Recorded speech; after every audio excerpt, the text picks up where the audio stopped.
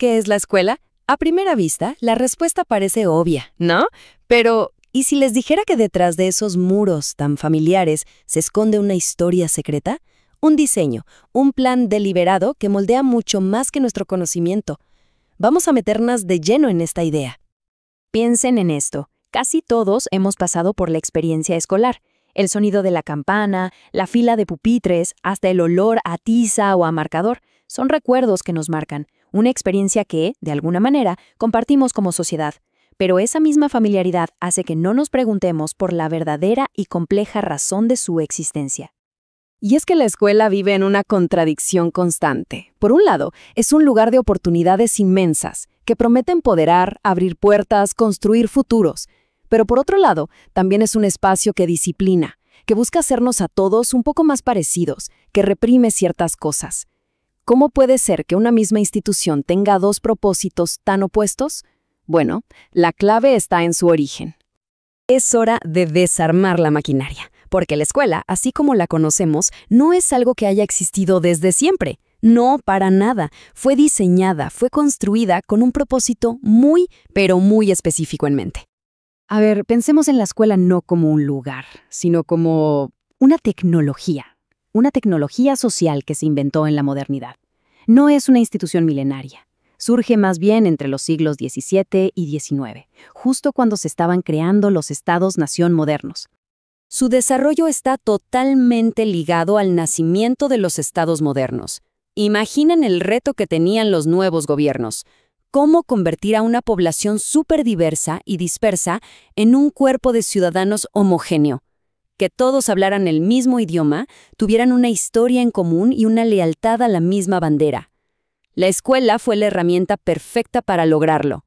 Y para lograr esta homogeneización, se creó una especie de sistema operativo con 4 principios clave. Primero, aislar la escuela del mundo exterior para proteger a los alumnos de cualquier influencia corruptora. Segundo, poner al docente como la autoridad central, el que tiene el saber. Tercero, la enseñanza simultánea, un solo maestro para un montón de alumnos, para que todo fuera lo más eficiente posible.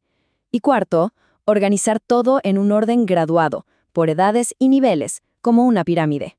Hay una cita del material de origen que captura esta idea a la perfección. La escuela se pensó como un templo del saber frente a una fuera donde se ubica la ignorancia, o sea, una fortaleza de la civilización contra el supuesto caos que había del otro lado del muro. Y ojo, que esto no es solo una idea en el aire, ¿eh? Se ve en la arquitectura misma de las escuelas. Edificios imponentes, a veces con rejas, muros altos. Todo está diseñado para marcar una frontera bien clara entre el adentro ordenado y el afuera desordenado. Justo al mismo tiempo que se inventó la escuela, se inventó un nuevo concepto, la infancia como la conocemos. Se empezó a ver a los niños como seres que había que gobernar y moldear. El niño se convirtió en el alumno, un sujeto que necesitaba ser protegido del mundo para poder ser formado correctamente. Pero este modelo, este plan maestro europeo, no se quedó solo en Europa. Para ver cómo se aplicó de una forma extrema, viajemos a la Argentina de finales del siglo XIX, que fue un verdadero laboratorio social. Argentina en ese momento tenía un desafío monumental: cómo crear una identidad nacional a partir de una población de gauchos, pueblos originarios y una ola masiva de inmigrantes europeos que hablaban otros idiomas y tenían otras costumbres. La respuesta, una vez más, fue la escuela. Y para que se hagan una idea de la escala del desafío, para 1914, el 43% de la población del país era extranjera, casi la mitad. La escuela se convirtió entonces en la principal herramienta del Estado, una verdadera máquina para argentinizar a toda esta nueva gente. Y para eso se usaron herramientas súper concretas. El guardapolvo blanco para que no se notaran las diferencias de clase. Rituales de todos los días como saludar a la bandera o cantar el himno. Y claro, una historia oficial con héroes nacionales que todos tenían que aprenderse de memoria. El objetivo era clarísimo: forjar un solo tipo de ciudadano, borrando cualquier otra identidad. Pero bueno, este modelo del siglo XIX, que fue tan exitoso para lo que se buscaba en su momento, hoy está en el banquillo de los acusados.